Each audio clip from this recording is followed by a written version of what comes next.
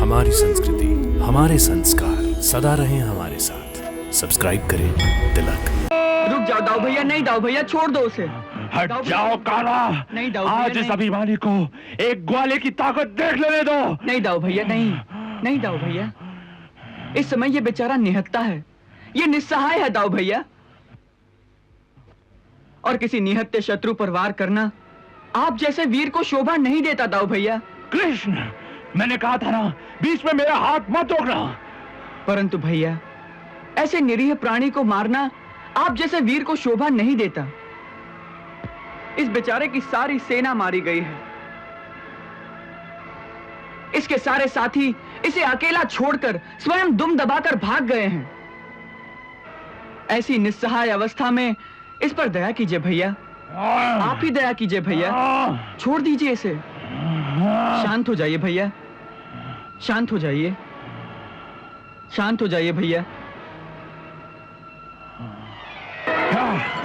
जा, छोटे के कहने पे तुझे जिंदा छोड़ देता हूं, फिर कभी अपनी वीरता की डींग ना हाँकना।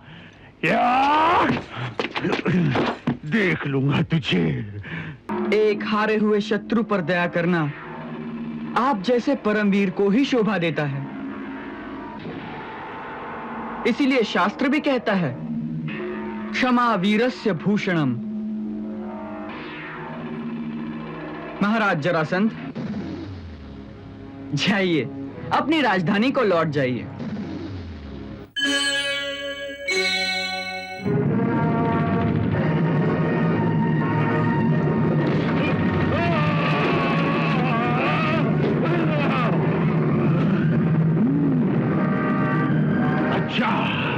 अच्छा, तू देख देख।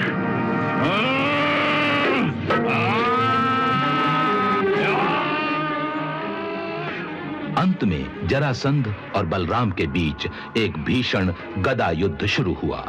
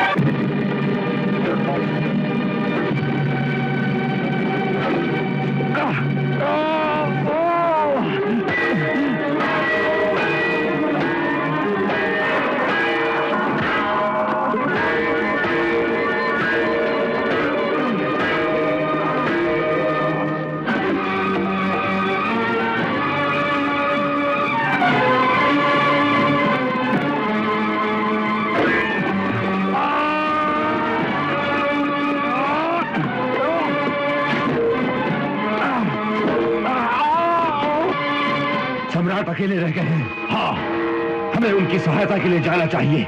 जाना चाहिए। हाँ, अवश्य। नहीं तो वो समझेंगे संकट की घड़ी में हम उन्हें अकेला छोड़ के भाग गए हैं। हाँ, चलो एक साथ धावा करते हैं। चलो।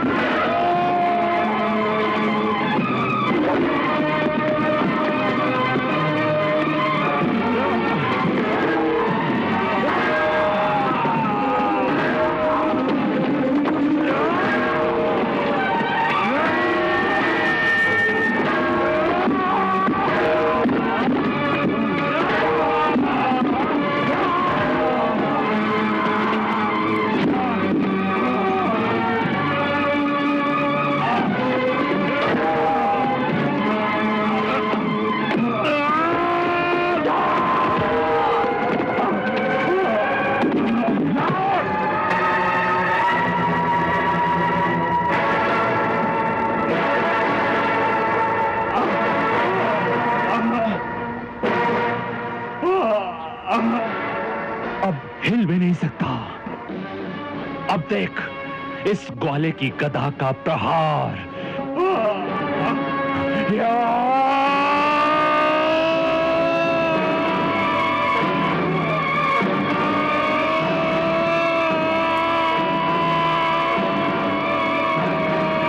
दाऊ भैया, रुक जाओ दाऊ भैया, रुक जाओ दाऊ भैया। नहीं दाऊ भैया, नहीं दाऊ भैया, रुक जाओ। नहीं दाऊ हट भैया, जाओ कृष्ण। दाऊ भैया रुक जाओ। दाऊ भैया छोड़ दो उसे। नहीं दाऊ भैया, हट जाओ कृष्ण। दाऊ भैया, नहीं दाऊ भैया, रुक जाओ। हट जाओ कृष्ण। रुक जाओ, नहीं दाऊ भैया, रुक जाओ दाऊ भैया, नहीं दाऊ भैया, छोड़ दो उसे। हट जाओ काला। नहीं दाऊ भैया, आज इस नहीं। अभिमानी को एक ग्वाले की ताकत देख लेने दो। नहीं दाऊ भैया, नहीं, नहीं दाऊ भैया। इस समय ये बेचारा निहत्था है, ये निस्सहाय है दाऊ भैया। और किसी निहत्थे शत्रु पर वार करना आप जैसे वीर को शोभा नहीं देता दाऊ भैया। कृष्ण, मैंने कहा था ना, बीच में मेरा हाथ मत रोकना। परंतु भैया, ऐसे निरीह प्राणी को मारना आप जैसे वीर को शोभा नहीं देता। इस बेचारे की सारी सेना मारी गई है, इसके सारे साथी इसे अकेला छोड़कर स्वयं दुम दबाकर भाग गए हैं। ऐसी निस्सहाय अवस्था में इस पर दया कीजिए भैया, आप ही दया कीजिए भैया, छोड़ दीजिए इसे। शांत हो जाइए भैया, शांत हो जाइए, शांत हो जाइए भैया।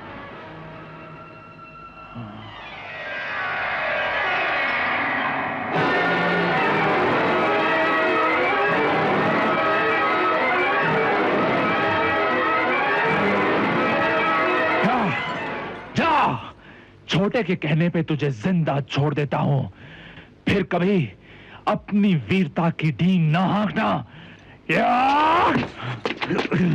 देख लूंगा तुझे। उठ, उठ।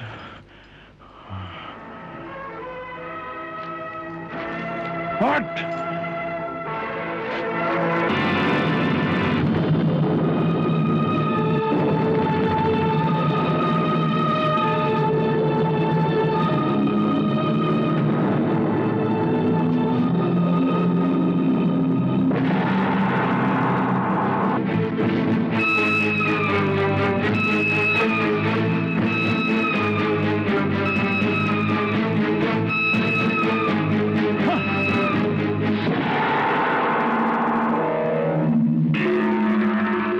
एक हारे हुए शत्रु पर दया करना आप जैसे परमवीर को ही शोभा देता है।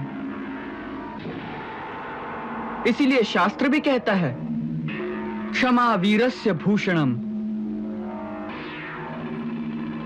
महाराज जरासंध,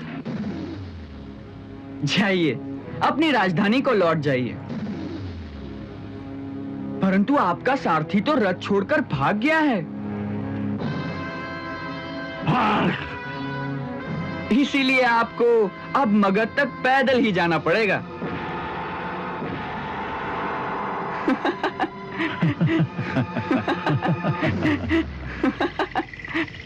अक्रूर जी। जी महाराज।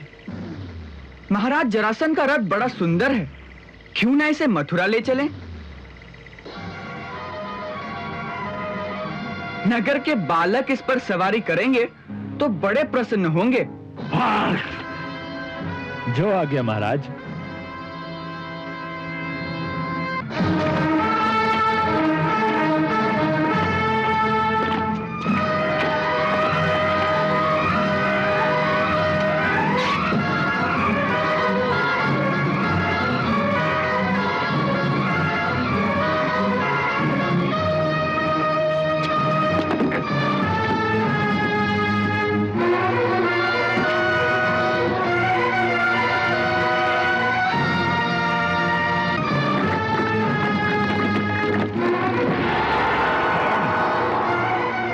महाराज जरासंध, आपको तो भूख भी लग रही होगी, परंतु चिंता करने की कोई बात नहीं। हमारे राज्य के लोग बड़े दयालु हैं। जिस गांव में जाकर भीख मांगोगे वहीं खाने को मिल जाएगा।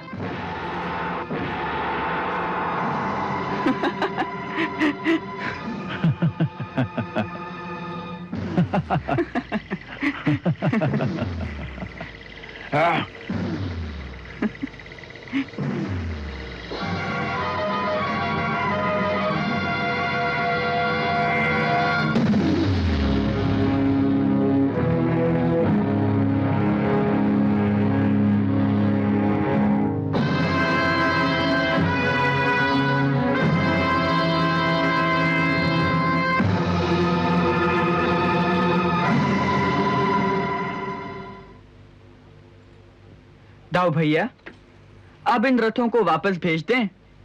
आवश्यकता पड़ने पर इन्हें फिर से बुला लेंगे। ठीक है।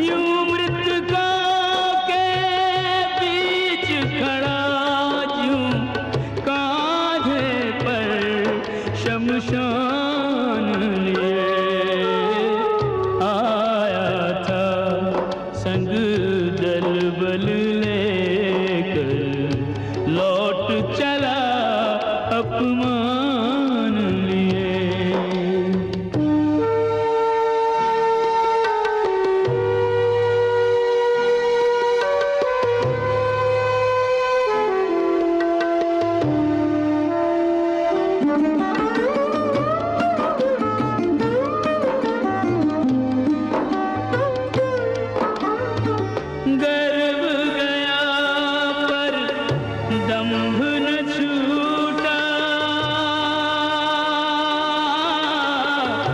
गर्व गया पर दंभ न छूटा, मृग तृष्णा ने यूं भटकाया।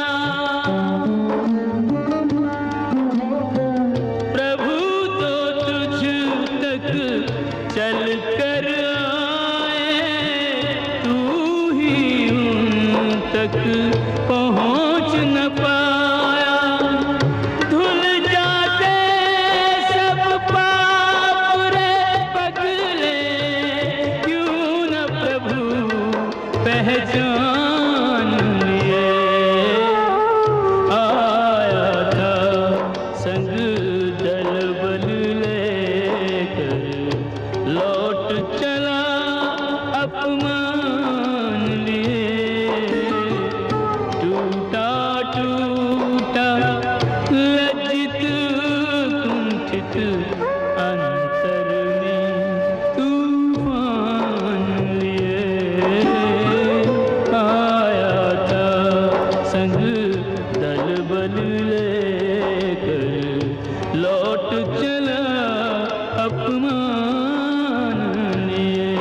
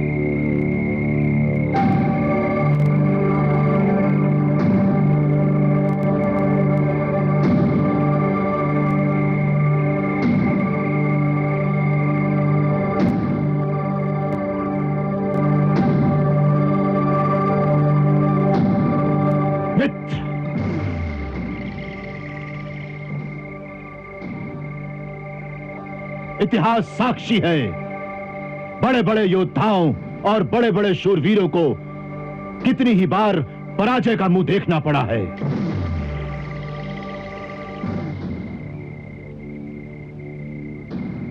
इसलिए युद्ध में हारना बड़ी बात नहीं है, किंतु हिम्मत हारना बहुत बड़ी बात है।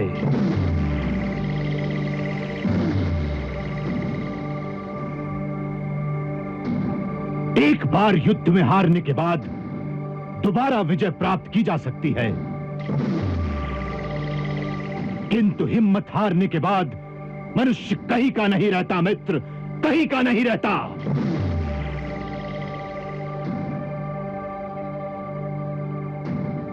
वास्तव में एक योद्धा उस दिन हारता है जिस दिन वो अपनी हार मन से स्वीकार कर लेता है मित्र, मन से।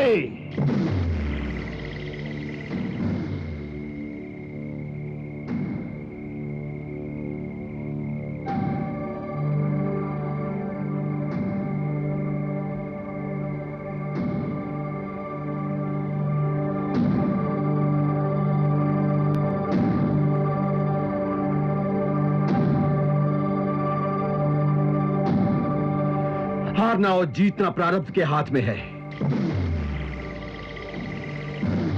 कभी भाग्य साथ नहीं देता तो कभी काल विपरीत होता है।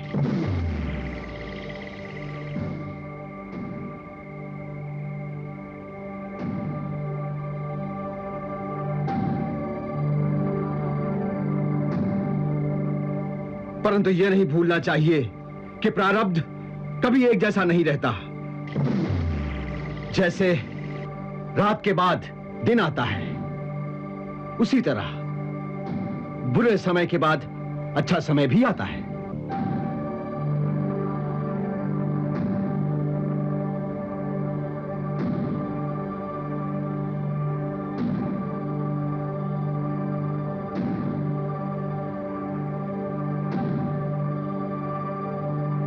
प्रारब्ध और भाग्य मनुष्य के अधिकार में नहीं है।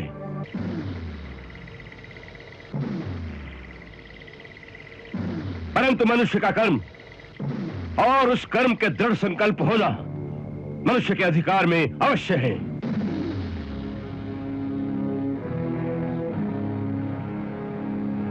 जो एक पराजय से अकर्मण्य हो जाता है वो वीर नहीं होता।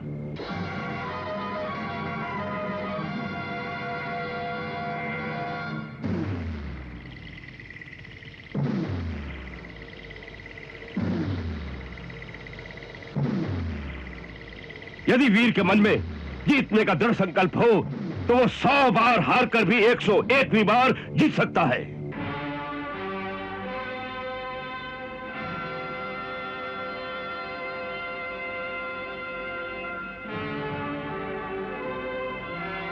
दुर्भाग्य आए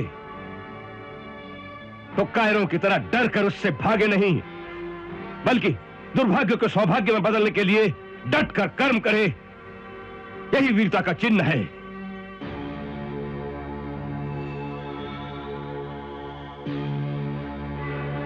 इसलिए आप जैसे परमवीर को इस प्रकार दिल छोटा नहीं करना चाहिए। और फिर यह युद्ध कहा था, यह तो माया का एक भ्रमजाल था। यह कृष्ण कोई मायावी विद्या जानता है।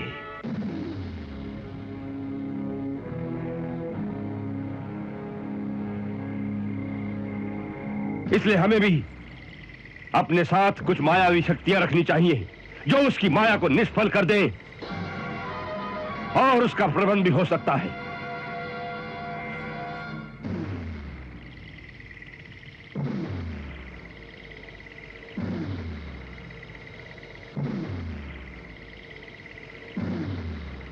हम सब आपके साथ हैं और हम ये वचन देते हैं कि 1 साल के अंदर अंदर इससे भी अधिक सेना एकत्रित करके फिर से आपके झंडे के नीचे इकट्ठा होकर उन यदुवंशियों से आपके अपमान का बदला अवश्य लेंगे, अवश्य लेंगे। अपमान, घोर अपमान। अपमानित हुआ हूं मैं रुक्मी, अपमानित हुआ हूं मैं।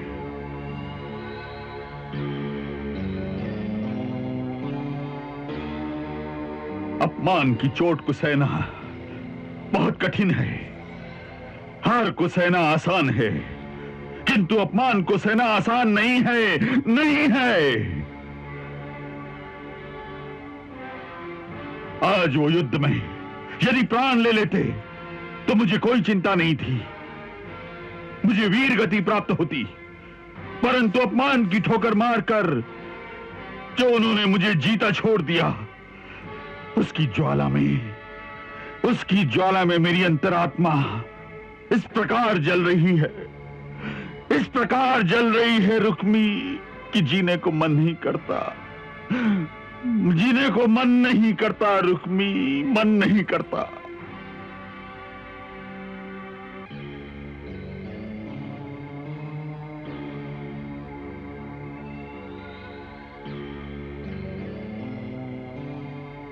उन्होंने अपने अहंकार के कारण तुम्हें जीवित छोड़ा है मित्र, अपने अहंकार के कारण। यही उनके दुर्भाग्य की निशानी है,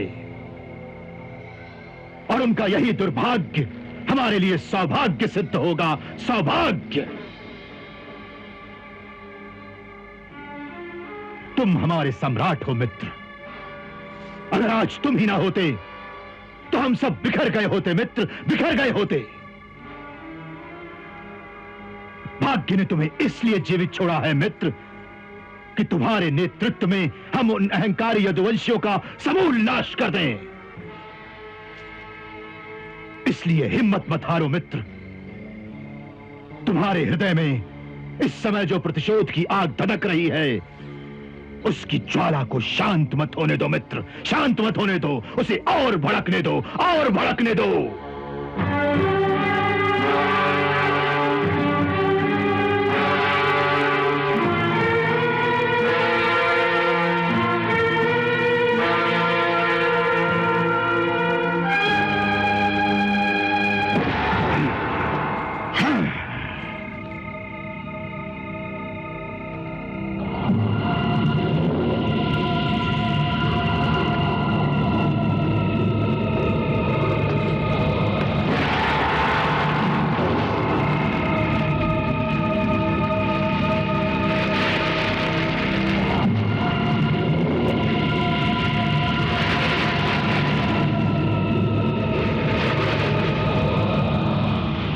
इस अग्नि को साक्षी मानकर शपथ लेता हूं कि अपने हृदय में भड़कती हुई इस प्रतिशोध की ज्वाला को तब तक नहीं बुझने दूंगा जब तक कृष्ण और उसकी समस्त यादव जाति का नाश न कर दूं, नाश न कर दूं।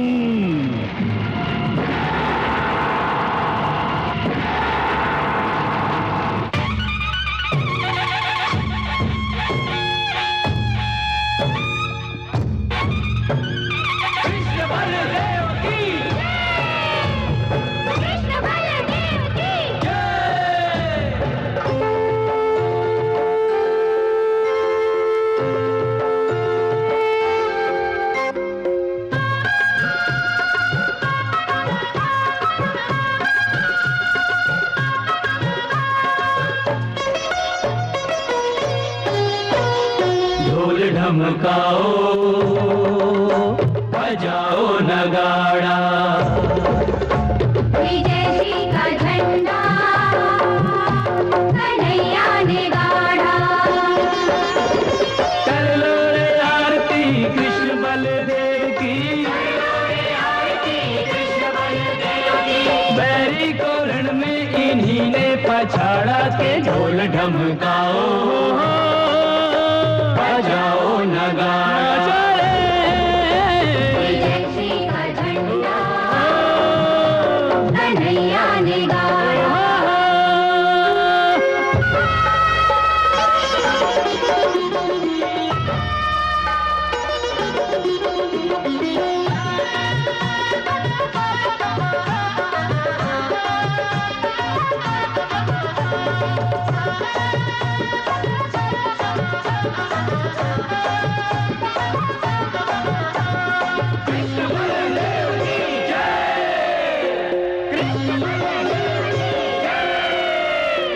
चतुरंगिनी सेना झुकी आगे हमारे कुमारों के, आगे हमारे कुमारों के। बड़े बड़े योद्धा सह ना सके आघात भीषण प्रहारों के, आघात भीषण प्रहारों के। गर्जन करने वाले सदा को सुला दिए, गर्जन करने वाले सदा को सुला दिए। मनरथ भैरियों के माटी में मिला दिए, मनरथ भैरियों के माटी में मिला दिए। ढोल ढमकाओ बजाओ नगाड़ा, विजय श्री का झंडा कन्हैया ने गाड़ा। कर लो रे आरती कृष्ण बलदेव की, बैरी को रण में इन्हीं ने पछाड़ा के ढोल ढमकाओ बजाओ नगाड़ा। विजय श्री का झंडा कन्हैया ने गाड़ा।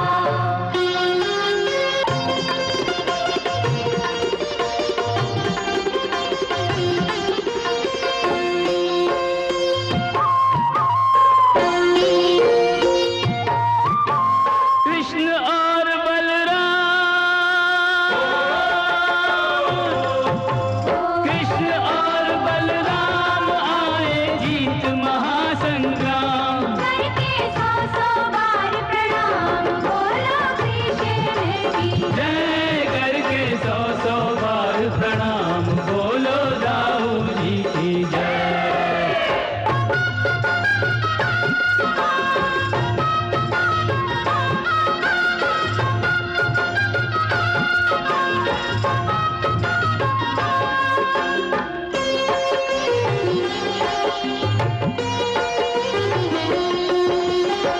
प्रबल प्रतापी रण कौशल दिखाए आए, गदा और सुदर्शन को स्वाद चखाए आए। जरासंध अभिमानी,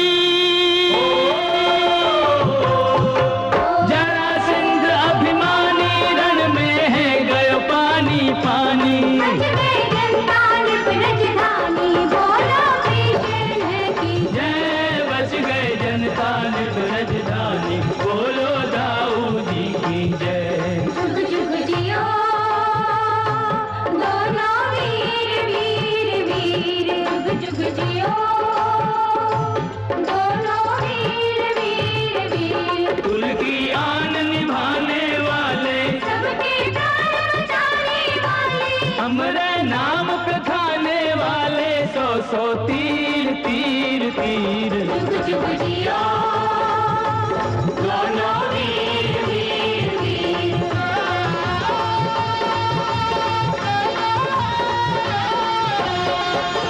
कर लो रे आरती कृष्ण बलदेव की,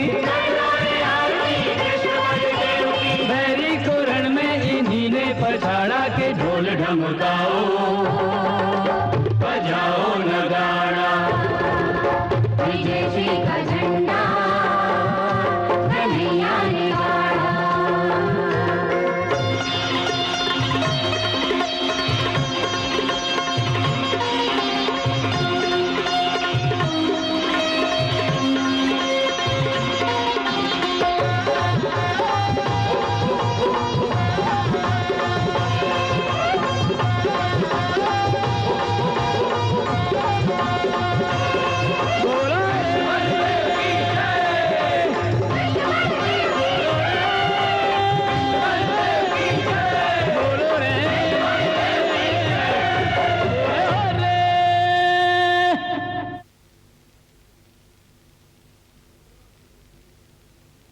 मथुरा के युद्ध ने यह सिद्ध कर दिया है कि विजय सदा धर्म की होती है,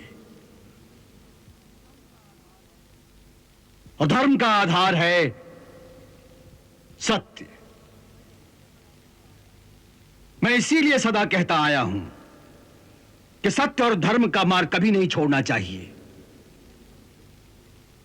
एक भूल जो हमने की कि इस धर्म युद्ध में मथुरा वालों का साथ न देकर उनके शत्रुओं की सहायता की, उसका परिणाम यह है कि आज हम मथुरा को मुंह नहीं दिखा सकते।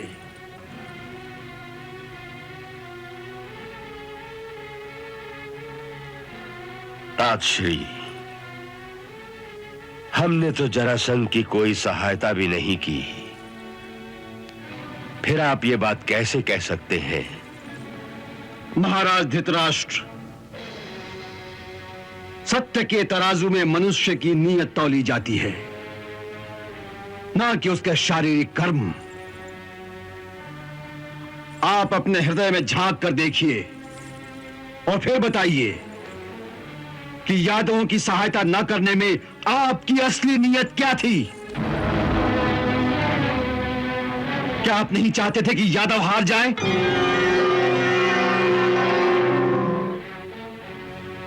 क्या आपके अंदर में यह विचार नहीं था कि यादवों के हारने से पांडव कुमारों का पक्ष लेने वाला कोई नहीं रहेगा?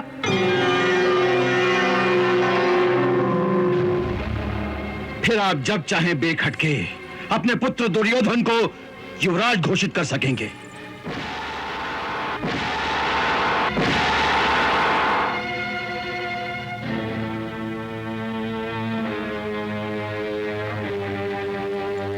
हमने तो युवराज के बारे में भी कोई निर्णय नहीं किया। तातश्री, वो निर्णय तो हम आप सबका मत जानकर ही करेंगे। महाराज, जब भी आपसे इस विषय में बात हुई है, आप किसी न किसी बहाने उसे टाल गए हैं। अब टालने का समय नहीं रहा। राजकुमारों की शिक्षा समाप्त होने वाली है। वे गुरुकुल से राजधानी में आएंगे तो प्रजा के मन में यह आशा रहेगी कि उनका भावी राजा कौन होगा।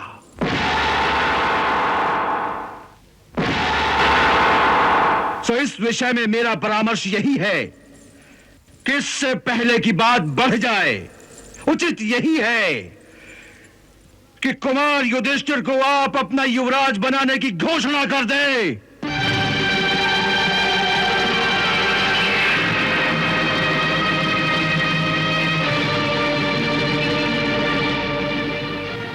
तातश्री, हमने अभी आपसे कहा कि युवराज पद के लिए हमने कोई निर्णय नहीं लिया है।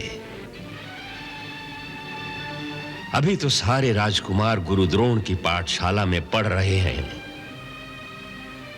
युवराज पद की घोषणा करके हम अभी से उन बालकों के हृदय में ईर्ष्या के बीज नहीं बोना चाहते।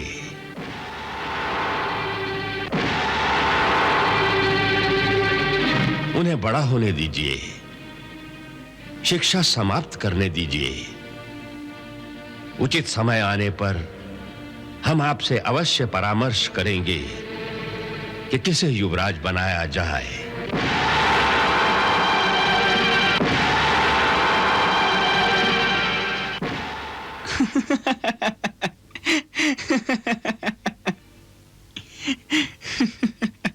किस पर इतना हंस रहे हो? महाराज धृतराष्ट्र की चतुराई पर कि कैसे वे युधिष्ठिर को युवराज बनाने की बात को किसी न किसी बहाने हर बार टाल जाते हैं, इसी आशा से कि शायद कुछ समय बाद कोई ऐसा रास्ता निकल आए जिससे उनका पुत्र दुर्योधन राजा बन जाए।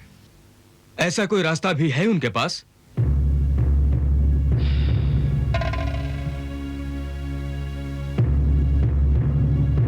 रास्ता तो एक ही है, विनाश का रास्ता, कुरुवंश के विनाश का रास्ता। कुरुवंश का विनाश? कब? कैसे?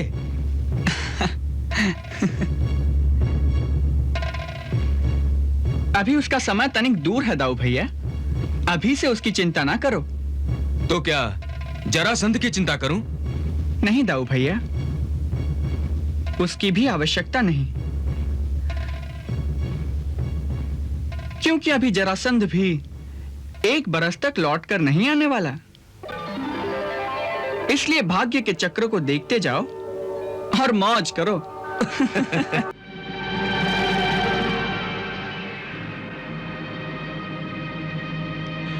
1 वर्ष पहले मथुरा के युद्ध में जरासंध अपनी हार और शत्रु की ठोकर द्वारा किए गए अपने अपमान को नहीं भूला था। वो प्रतिशोध की ज्वाला में निरंतर जल रहा था। उसका दिन का आराम और रातों का चैन खो गया था। वास्तव में उसका चैन तो उसी दिन खो गया था जब श्री कृष्ण ने उसके जामाता महाराज कंस की हत्या कर दी थी।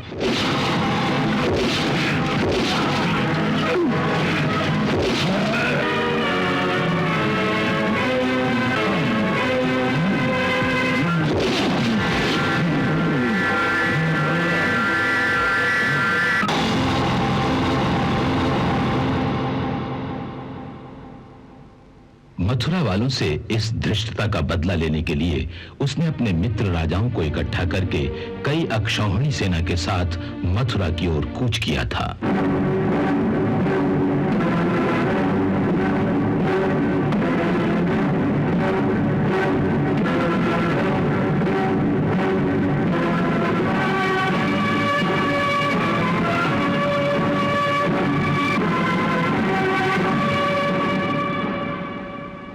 उसका इरादा था कि वो मथुरा की ईंट से ईंट बजा देगा, सारी नगरी को जला देगा। हमने प्लान कर लिया है कि मथुरा नगरी को जलाकर हम उसे राख का ढेर बना देंगे, ढेर। वहां रहने वाला कोई भी प्राणी जीवित नहीं बचेगा, नहीं बचेगा। परंतु अपने साथियों के समझाने पर वो इतना मान गया कि वो मथुरा नगरी को आग नहीं लगाएगा, केवल एक शर्त पर कि महाराज कंस के दोनों हत्यारों श्री कृष्ण और श्री बलराम को उसके हवाले कर दिया जाए। फिर दूसरे दिन प्रातः कृष्ण बलराम दोनों भाई अकेले ही रणभूमि में जरासंध के सामने जाकर खड़े हो गए।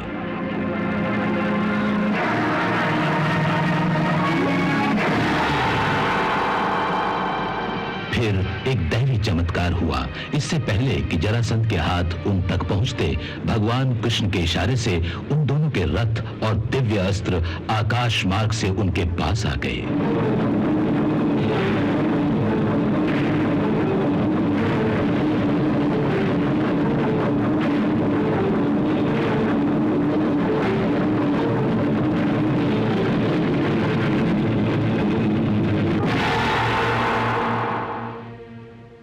फिर घमासान युद्ध हुआ जिसमें जरासंध की सेना मारी गई और साथी भाग गए।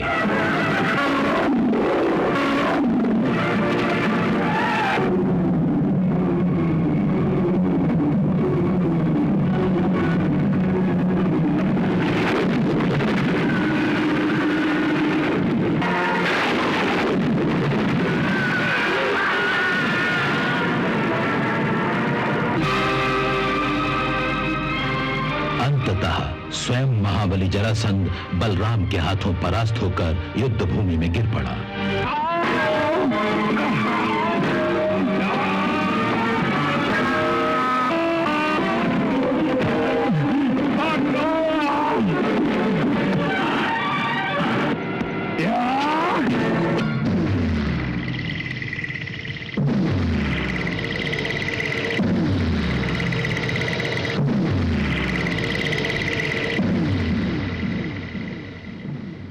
वो उस हार और अपने अपमान को आज तक नहीं भुला पाया था। वो तो उसी समय राज सिंहासन त्याग कर संन्यास लेना चाहता था, परंतु उसके मित्रों ने उसे हिम्मत बंधाई थी कि अगले साल फिर तैयारी करके मथुरा पर हमला करेंगे।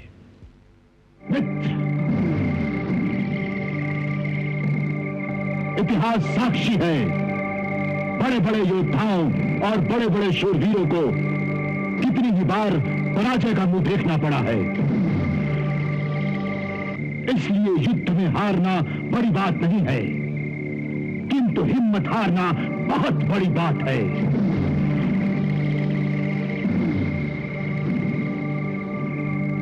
एक बार युद्ध में हारने के बाद दोबारा विजय प्राप्त की जा सकती है, किंतु हिम्मत हारने के बाद मनुष्य कहीं का नहीं रहता मित्र, कहीं का नहीं रहता। जो एक पराजय से अकर्मण्य हो जाता है वो वीर नहीं होता।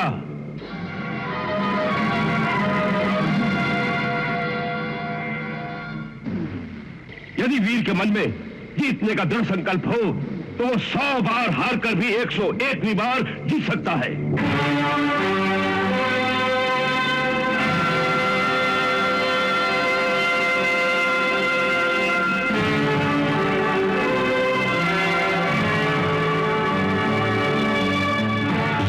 वर्ष उसने प्रतिशोध के कांटों पर लोट लोट कर काटा था और आज उसके साथी एक एक करके अपनी अपनी सेना लेकर फिर से मगध पहुंचने लगे थे।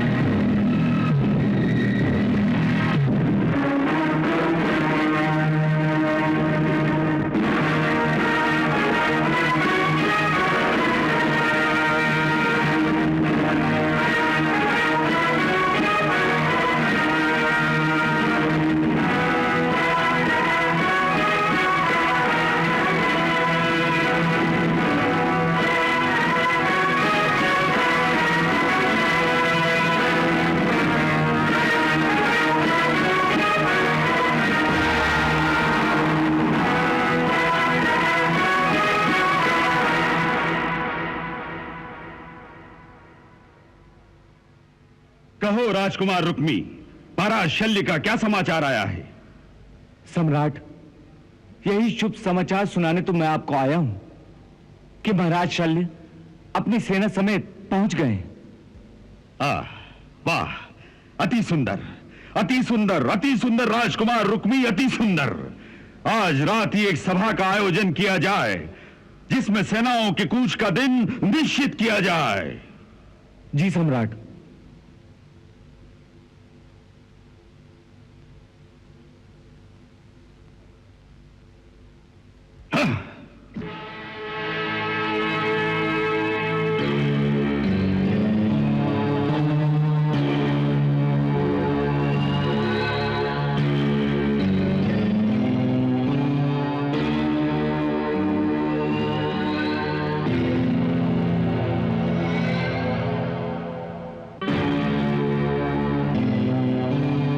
कूच का दिन निश्चित कर लेना चाहिए।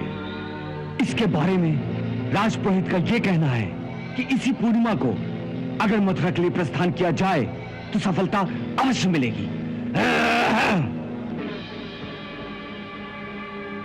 मेरे विचार में अब हमें विलंब नहीं करना चाहिए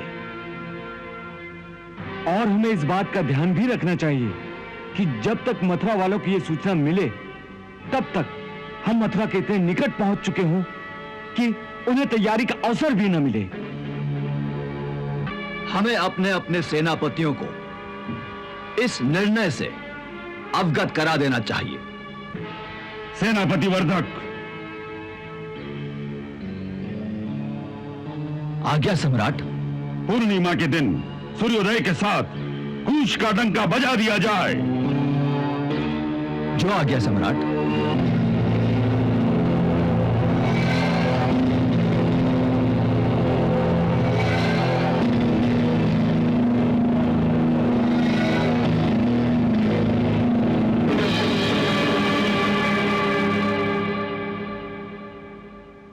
तात, एक आवश्यक मंत्रणा के लिए आपको कष्ट देना पड़ा।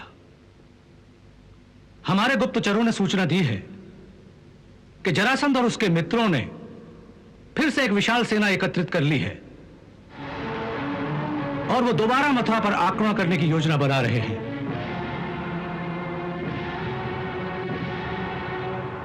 दूत का यह भी कहना है कि इस बार सारी तैयारी बड़े गुप्त रूप से हो रही है। उनका विचार है कि आक्रमण अति शीघ्र और अचानक किया जाए ताकि मथुरा वालों को युद्ध की तैयारी करने का अवसर ही न मिले। कि इस अवसर पर हमें क्या करना चाहिए? सबसे पहला काम यह करिए कि उनको तुरंत इस बात की सूचना भेजिए कि जरासंध फिर से चढ़ाई करने आ रहा है। जी।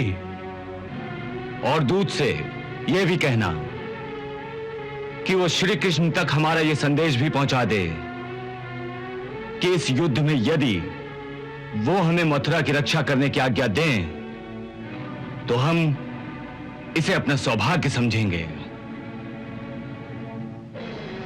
जी।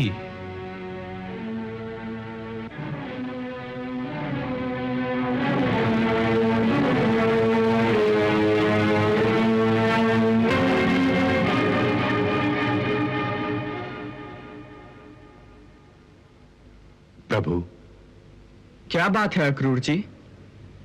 कोई महत्वपूर्ण समाचार है क्या? हाँ प्रभु, बड़ा गंभीर समाचार है। कैसा समाचार? प्रभु, जरासंध ने फिर से कई अक्षौहिणी सेना इकट्ठी कर ली है और संभवतः उसकी सेना अब तक मथुरा की ओर कूच भी कर चुकी है। हस्तिनापुर के महामंत्री विदुर ने यह सूचना आप तक तुरंत पहुंचाने के लिए एक विशेष राजदूत को भेजा है।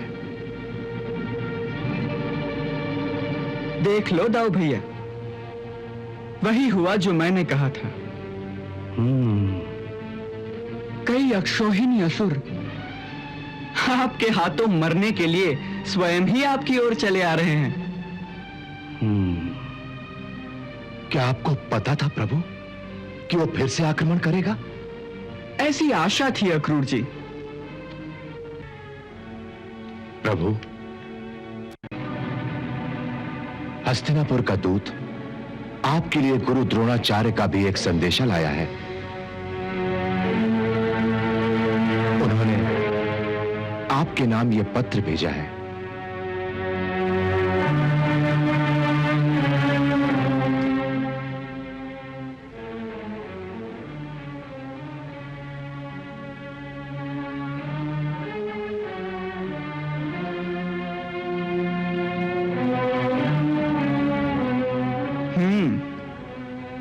गुरु द्रोण अपनी पिछली भूल का प्रायश्चित करना चाहते हैं। वो इस युद्ध में हमारी सहायता करना चाहते हैं। उन्हें लिख दीजिए, हमें किसी की सहायता की आवश्यकता नहीं, हम अकेले ही पर्याप्त हैं। ऐसा मत लिखना। उन्हें बड़े आदर से पत्र लिखना, जिसमें सबसे पहले हमारी ओर से उनका धन्यवाद करना, और लिखना कि आपके ऐसा कहने से ही हमारा मनोबल बढ़ गया है। हम आपकी ये बात याद रखेंगे और यदि आवश्यकता हुई तो आपको संदेश देंगे। जी प्रभु। इतने में अपने दूध भिजवाइए और यह पता लगाइए कि जरासंध की सेना कहां है, और यदि वो कूच कर चुकी है तो कहां तक आ पहुंची है। जो आज्ञा प्रभु।